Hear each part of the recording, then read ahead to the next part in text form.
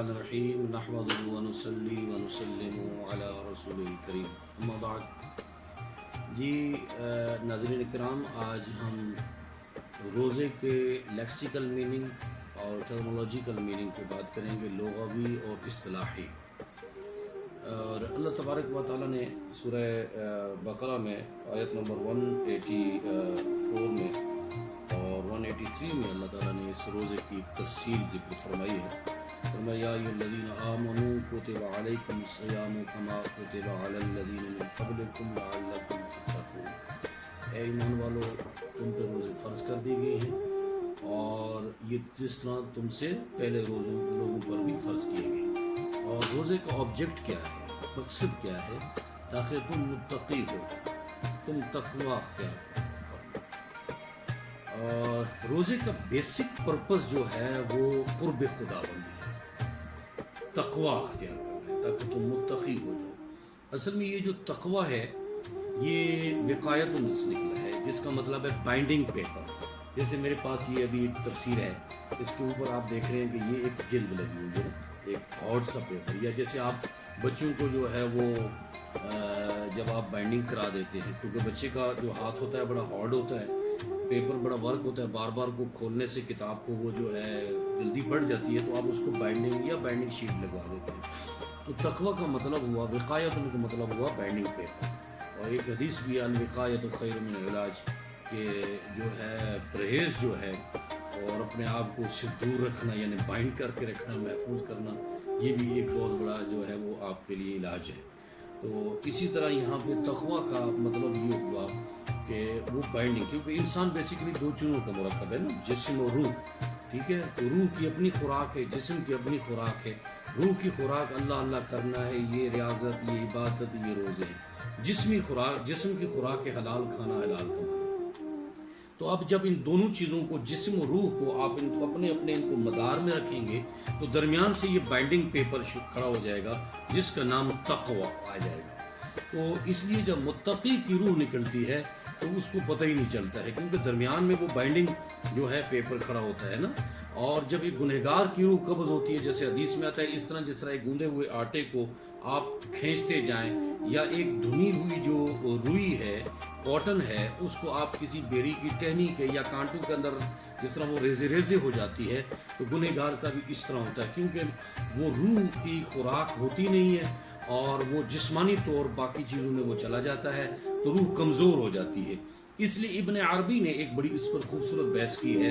वो ये कहता है कि अर्रूह फिल्लाह व रूह माअल्लाह व रूह इलल्लाह। शेख अकबर फरमाते हैं कि रूह जो है ये अल्लाह की तरफ है, ये अल्लाह की तरफ जाता है, क्योंकि ये मेहमान है, यहाँ वापस चला जाता है। तो जो इंसान ये तक़वा, ये रोज़ा बेसिकली सबसे बड़ा रोज़े का जो मकसद है, पर्पज़ है, वो ये बाइंडिंग पेपर एक बन जाता है। देखो ना, इंसान रोज़ा क्या है बेसिकली? रोज़ा तो है कि किसी चीज़ को तर्क करना या रुकना। ठीक है, रुकने का नाम रोज़ा है। अब रुकना क्या है? आप खाने से, पीने से, इन तमाम चीज़ों से आप परहेज़ करते हैं, हालांकि सहरी से लेके आप गुरूब आफ़ तक वो चीज़ें जायज़ हैं। और एक जगह जैसे हुज़ूर ने फरमाया अस्सौम जुन्ना, रोज़ा एक ढाल है। ठीक है ना। अब ढाल क्या है? ढाल जो शील्ड है, वो जब मुजाहिदीन लड़ते थे तो वो आपने, जब वो दुश्मन उन पे वार करता था तो वो अपना आप को जो है वो डिफेंस करते थे। अच्छा, जिन, जुन्ना, जन्नत, सारे इससे ये आपस में इंटरलिंक्ड हैं, इनका रूट वर्ड एक ही है। जिन वो है जिनको हम देख नहीं सकते, जन्नत जो हमने देखी नहीं है, और जुन्ना वो जिसके अंदर पीछे जो है ना वो बंदा छुप जाए। तो हुजूर ने फरमाया कि अस्सौम जुन्ना, तो ये रोज़ा जो है ये गुनाहों से इसको बचाता है, गर्मी मैशर में अजाब से इसको बचाएगा, ढाल भर के इसके सामने आ जाएगा।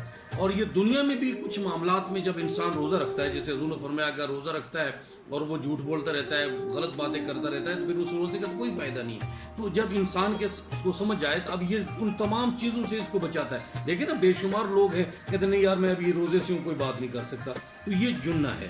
तो रोज़ा जो है इसकी बेशुमार फ़ज़ाइल हैं, लेकिन जो सबसे बड़ी इस पर फजीलत इंसान को हासिल हो रही है, जो ये चीज़ आपको शायद कहीं और जगह पे और इस सहारा में पाँव लगे नज़र ना आए, और मैं जो आपको अर्ज़ कर रहा हूँ कि सबसे बड़ा रोज़े का जो मकसद है वो मुत्तकी बनना है, तक़वा। अब ये जो बाइंडिंग पेपर है कुरान, क्योंकि लअल्लकुम तत्तक़ून, ताकि तुम मुत्तकी बन जाओ। यानी वो बाइंडिंग पेपर तुम्हारा खड़ा हो जाए, बिल्डिंग खड़ी हो जाए, रूह अपने मदार में हो, जिस्म अपने मदार में हो, तो जब रूह खुश हो जाती है, रूह अपने मदार में होती है, जब वापस जाती है ना रूह, इब्ने क़य्यिम एक किताब रूह लिखी है, वो फरमाते हैं कि जो ये रूह मुत्तकी वाली रूह होती है, इस रोज़े और तकवा वाली होती है, वो जन्नत से मालिकुल मौत एक तश्त लेके आते हैं, उस रूह को लेकर अल्लाह की बारगाह में जाते हैं। हर आसमान पे उसका इस्तकबाल होता है और रब की बारगाह में जब वो रूह पूछती है तो रब की तरफ से उसको सलाम होता है। अब वो रब की बारगाह में रूह इल्तिजा करती है, मौला करीम वो जो नीचे एक डेड बॉडी सी पड़ी है ना, मेरा वो मेज़बान था, मेरा होस्ट था, उसने बड़ी मेरी अच्छा केयर किया और अच्छी होस्टिंग की है और मेरी ज़ियाफ़त अच्छी की है, मेरा अच्छा केयर किया है, मैं उससे प्यार करना चाहती हूँ, उसका अब मैंने क्या करना है। तो वो एक स्पिरिचुअल जो है ना मैग्नेटिक वेव्स रूह वहां से छोड़ती है, रूह का उससे ताल्लुक होता है, तो रूह उस बॉडी को फिर घेर लेती है। इसलिए बाज़ औक़ात जो आप लोगों के पढ़ा होगा, देखा होगा कि फलां बुजुर्ग था, कोई नेक बंदा था, 100 साल बाद उसकी बॉडी ऐसे थी, फूल की पत्तियां भी उस तरह पड़ी हुई थी जिस तरह शुहदा, क्योंकि ये भी एक तकवा का उस पे वो पैटर्न पे चलते हैं। तो जब ये मुत्तकी जो है ये जब कब्र में जाता है तो वहां से रूह का इसके साथ एक स्पिरिचुअल मैग्नेटिक वेव्स जो रूहानी मकनातीसी वो एक लहरें होती हैं जो वहां से नीचे उसकी कब्र तक आती हैं, और कोई जरसुमा, कोई वायरस, कोई कीड़ा, कोई सांप, कोई चीज उसको फिर मट्टी खा नहीं सकती है और उसको क़यामत तक वो फिर सिक्योर रहता है।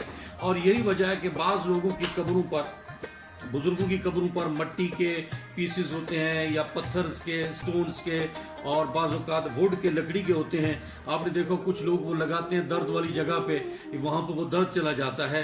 तो वजह क्या होती है, वो स्पिरिचुअल होते हैं, वो एक रूहानी हो जाते हैं। वो वेव्स जब आसमान से नीचे आती हैं, उस बॉडी तक जाती हैं, तो वो उनको भी स्पिरिचुअल कर देती हैं, वो ताकि उनमें भी एक रूहानी असर आ जाता है। जिस तरह एक टैबलेट असर दिखाती है, एक मेडिकल पॉइंट ऑफ व्यू से इंस्ट्रूमेंट्स ऐसे आते हैं जिनकी वो वेव्स से जो है रेडिएशन से पेन्स खत्म होते हैं, इलाज हो रहे हैं आजकल। तो इसी तरह वो भी रूहानी रेडिएशंस होती हैं जो उस बॉडी तक जाती हैं, वो बंदे को कब्र में क़यामत तक महफूज रखती हैं। तो रोजे का सबसे बड़ा बेनिफिट ये है कि दुनिया में तो क्या, जब वो मर के कब्र में जाता है उसमें भी वो महफूज रहता है। और गर्मी महशर में सबसे बड़ा ये कि अल्लाह ताला रोजेदार को बुलाएगा, क्योंकि अल्लाह ताला ने फरमाया हर इबादत के अल्लाह ताला ने जो भी है उनके लिए मुख्तलिफ जो है उसके मदारिज है, जन्नत में ये महल है, उसका जन्नत में ये है, फलां करो ये। लेकिन रोजे के लिए अल्लाह ताला ने फरमाया कि रोजे की मैं खुद जज़ा हूं, मैं खुद उनको ऑफर करूंगा रोजादार को, हाँ भाई बताओ तुम्हें क्या चाहिए, मैं खुद अपने आप को पेश करूंगा।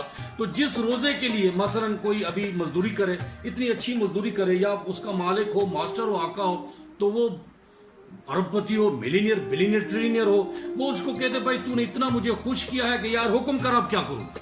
तो क्या उसकी खुशी की कोई हद रहती है। तो बिला मिसालो तमसील खुदा बेहद बेशुमार मेहरबान है।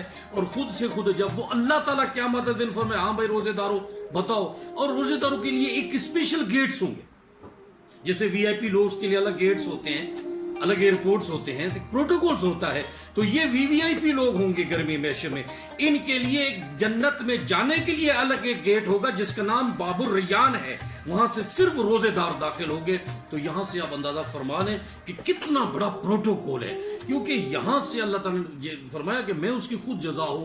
तो बेशुमार इस पर अहादीस हैं, और मैं चूंकि मुख्तसर करके आपको अर्ज किया है, अल्लाह ताला हमें सही माना में रोजा रखने की तौफीक अता फरमाए, और उससे जो कहा है तक़वा, वो बाइंडिंग पेपर हमें जिस्म और रूह के दरमियान कायम करने की तौफीक अता फरमाए। अल्लाह हाफ़िज़, अस्सलामु अलैकुम।